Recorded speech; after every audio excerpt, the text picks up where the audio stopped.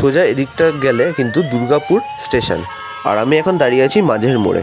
এই road cross করলেই দেখতে পাচ্ছেন একটি লাইটিংয়ের গেট আছে, সেখানে কিন্তু বেশ বিগ বাজারের একটি কালী পুজোর মণ্ডপ হচ্ছে। ঠিক এই সাইডে গেলে দুর্গাপুরের মুচিপাড়ার দিকে চলে যাচ্ছে।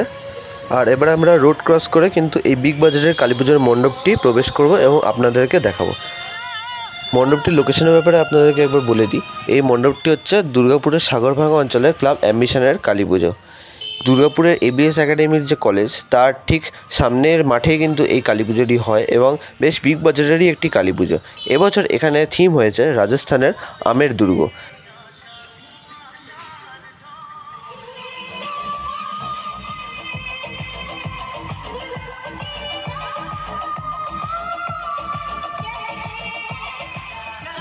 দুর্গাপুরের অন্যতম সেরা একটি কালী পুজোর মণ্ডপ যেটি হচ্ছে ক্লাব অ্যাম্বিশনের মণ্ডপ।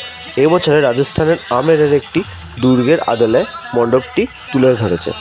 আর ঠিক মণ্ডপের পাশটাতে কিন্তু একটি বড় করে মেলাও আয়োজিত হয়েছে। আমি মণ্ডপের সামনেটা আপনাদেরকে একবার দেখিয়ে দেবো।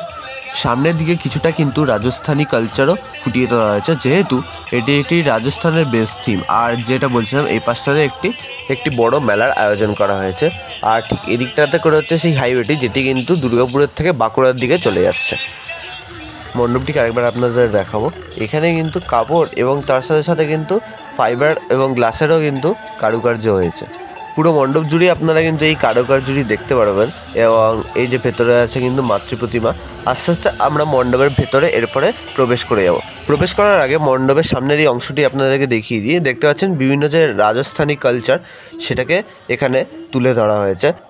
মণ্ডপের যে প্রবেশপথ তার দুই পাশে কিন্তু এরকমই রাজস্থানী যে কালচারটা সেটাকে তুলে ধরা হয়েছে। চলুন এবার আস্তে আস্তে আপনাদেরকে মণ্ডপের ভেতরে দৃশ্যটা দেখিয়ে দেবো। দেখতে পাচ্ছেন মণ্ডপের ভেতরে মাতৃ প্রতিমা কিন্তু বাইরে থেকেই দেখা যাচ্ছে। আর মণ্ডপের ভেতরের ঠিক এই পোর্শনেও কিন্তু অসাধারণ কিছু কারুকার্য হয়েছে দেখতে পাচ্ছেন। আর তার মধ্যে কিন্তু আলোকসজ্জারও খুব সুন্দর একটি চমক আছে। এরপরে আমরা ভেতর দিকে প্রবেশ করব আর আপনাদেরকে এই বছরের ক্লাব অ্যাম্বিশনের যে কালী প্রতিমা সেটিকে সুন্দরভাবে দেখিয়ে দেবো। আর প্রবেশ করার আগে উপর দিয়ে কিন্তু একটি গণেশের মূর্তি রাখা আছে। চলুন এবার আমরা আস্তে আস্তে ভেতর দিকে প্রবেশ করছি। আর ভেতরে এই হচ্ছে এবছরের মাতৃ প্রতিমা। দেখতে পাচ্ছেন ভেতরটাতেও কিন্তু অসাধারণ কারুকার্য এবং লাইটিংয়েরও খুব সুন্দর একটি চমক রয়েছে। এবার আপনাদের মাতৃ প্রতিমাটি দেখাই। মাতৃ প্রতিমাটি কিন্তু দেখতে খুবই অসাধারণ হয়েছে। আর আপনাদেরকে চারিদিকের কারুকার্যটাও দেখাচ্ছি। দেখতে পাচ্ছেন লাইটিংয়ের মাধ্যমেও কিন্তু খুব সুন্দরভাবে ফুটিয়ে তোলা হয়েছে এবং যে চিত্রগুলি করা রয়েছে, যেরকম যে কারুকার্যটি রয়েছে সেটাও কিন্তু খুব অসাধারণ লাগছে।